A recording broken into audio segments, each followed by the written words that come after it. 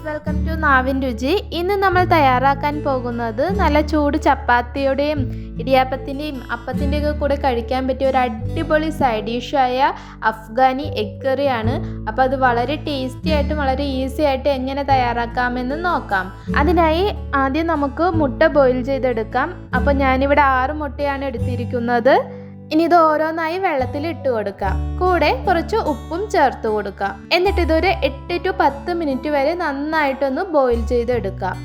അങ്ങനെ ഇപ്പോൾ നമ്മളുടെ മുട്ട നന്നായി ബോയിലായി വന്നിട്ടുണ്ട്. ഇനി ഇതിൻ്റെ തോടൊക്കെ കളഞ്ഞ് മുട്ട മാറ്റി വയ്ക്കാം. ഇനി ഒരു പാൻ ചൂടാക്കി അതിലേക്ക് 2 ടീസ്പൂൺ ഓയിൽ ഒഴിച്ചു കൊടുക്കാം. ഓയിൽ ഒന്ന് ചൂടായി വരുമ്പോൾ അതിലേക്ക് ഒരു 8 to 10 കാഷ്യൂ നട്ട്സും ഒരു 10 അല്ലി വെളുത്തുള്ളിയും 3 ചെറിയ കഷ്ണം ഇഞ്ചിയും അത്യാവശ്യം നല്ല എരിവുള്ള 3 പച്ചമുളകും 2 സവാള നീട്ടത്തിൽ അരിഞ്ഞതും ആവശ്യത്തിന് മല്ലിയിലയും ചേർത്ത് നന്നായി വഴറ്റിയെടുക്കുക. സവാള നല്ലതുപോലെ ട്രാൻസ്പെറൻ്റ് ആയി വഴണ്ടു വരുമ്പോൾ ഗ്യാസ് ഓഫ് ചെയ്ത് ചൂടാറാൻ വേണ്ടി മാറ്റി വയ്ക്കുക. ഇനി ഒരു മിക്സി ജാറിൽ വഴറ്റി വെച്ചിരിക്കുന്ന സവാളയുടെ മിക്സും ഇട്ട് കൊടുക്കാം. കൂടെ 1 കപ്പ് പുളിയില്ലാത്ത തൈരും ചേർത്ത് കൊടുക്കാം. എന്നിട്ട് ഇത് നല്ലതുപോലെ ഫൈൻ പേസ്റ്റായി അരച്ചെടുക്കാം.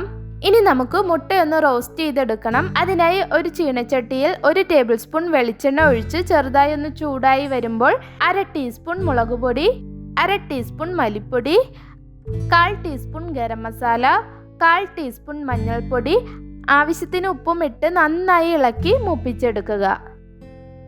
ഇനി ഇതിലേക്ക് പുഴുങ്ങി വെച്ചിരിക്കുന്ന മുട്ട ഓരോന്നായി ഇട്ട് കൊടുക്കാം.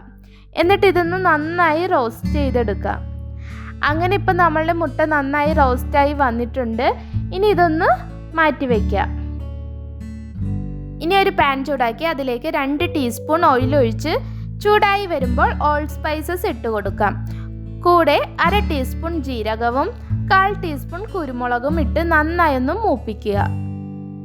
അതിനുശേഷം നമ്മൾ ഓൾറെഡി അരച്ച് വെച്ചിരിക്കുന്ന പേസ്റ്റ് ഇതിലേക്ക് ഇട്ട് കൊടുക്കാം. കൂടെ ഒരു 1/2 കപ്പ് വെള്ളവും കൂടി ഒഴിച്ചു കൊടുക്കാം.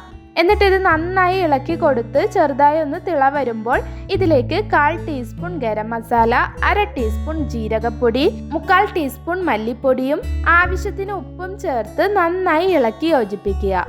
ഇനി ഇത് നന്നായി തിളച്ച് ചെറുതായി ഒന്ന് കുറുകി വരുമ്പോൾ അതിലേക്ക് ഓൾറെഡി റോസ്റ്റ് ചെയ്ത് വെച്ചിരിക്കുന്ന മുട്ട ഇട്ട് കൊടുക്കാം.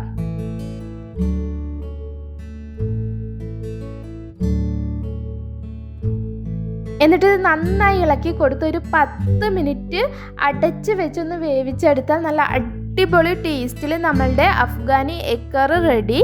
അപ്പോൾ ഇനി നല്ല അപ്പത്തിൻ്റെയും ഇടിയപ്പത്തിൻ്റെയൊക്കെ കൂടെ സെർവ് ചെയ്ത് കഴിച്ചാൽ നല്ല അടിപൊളി ടേസ്റ്റാണ്. അപ്പോൾ എല്ലാവരും ഈ റെസിപ്പി ഒന്ന് ട്രൈ ചെയ്ത് നോക്കണം. നിങ്ങൾക്ക് ഈ വീഡിയോ ഇഷ്ടപ്പെട്ടാൽ ലൈക്ക് ചെയ്യാനും ഷെയർ ചെയ്യാനും സബ്സ്ക്രൈബ് ചെയ്യാനും മറക്കരുത്. നല്ല റെസിപ്പിയുമായി അടുത്ത വീഡിയോയിൽ കാണാം. Thanks for watching.